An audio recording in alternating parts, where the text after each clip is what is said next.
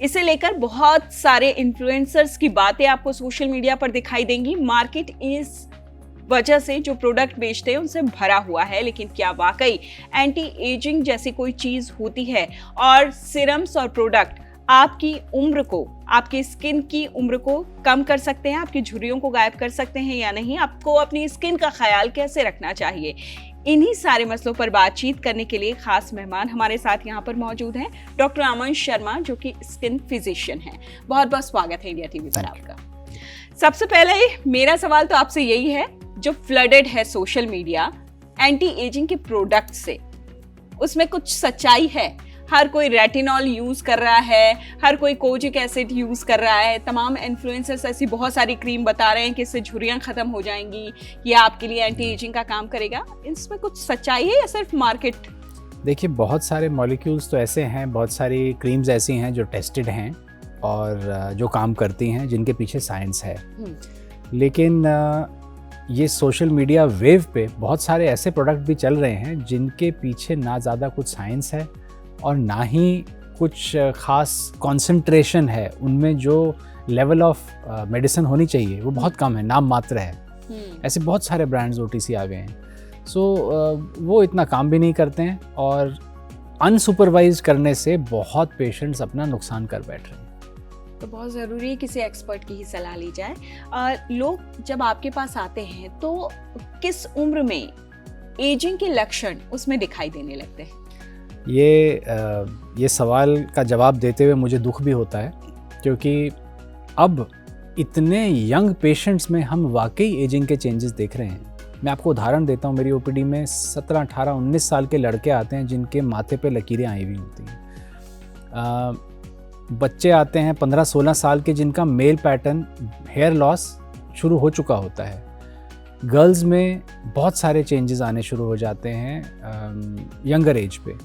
ये पहले देखने में नहीं मिलता था। इसके पीछे कहीं ना कहीं जीवन शैली और इसके पीछे हमारा बहुत सारी ऐसी खान पान, बहुत सारी चीज़ें जिनकी वजह से वो चेंजेस ऑफ एजिंग बहुत फास्ट आ रहे हैं, बहुत यंग।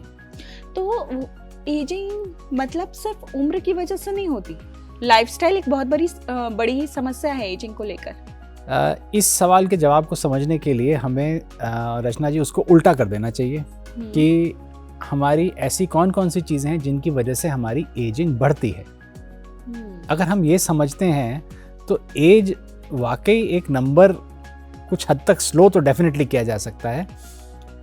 एज सिर्फ एक नंबर बनाया जा सकता है, इसलिए आपने देखा होगा कुछ लोग बहुत एज होके भी फिटनेस लेवल बहुत अच्छा रहता है, स्किन अच्छी रहती है। तो उसके लिए समझना ज़रूरी है कि क्या क्या हमें एज करता है। ओवर ईटिंग बहुत एज कर रही है लोगों को, शुगर बहुत एज कर रही है, बहुत हाई कार्ब डाइट खा रहे हैं, प्रोटीन पूरा खाते नहीं हैं, lack of physical activity, lack of natural sunlight, radiation, stimulation, stress, deep rest ना मिल पाना। तो ये सब चीज़ें हैं जो वाकई एज की स्पीड को बड़ी तेज़ रफ्तार से दौड़ा देती हैं।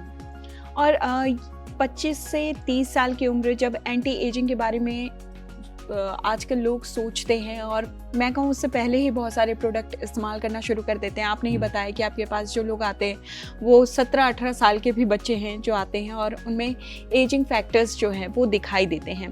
तो इस बारे में जब आपकी एज बढ़ती है, 25 से 30 साल होती है, तब उस दौर में एजिंग के बारे में सोचना कितना ज़रूरी है?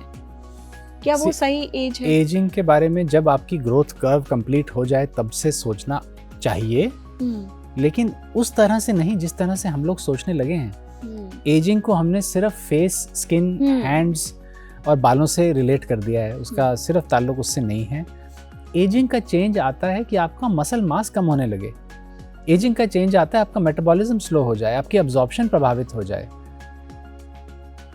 वो चेंजेस ऑफ एजिंग को देखना उतना ही ज़रूरी है। वो स्किन एक आईना है, सिर्फ आपके चेहरे पे, आपकी स्किन पे एजिंग के चेंजेस दिखेंगे जो अंदर चल रहे हैं, तो उनको देखना ज़्यादा ज़रूरी है।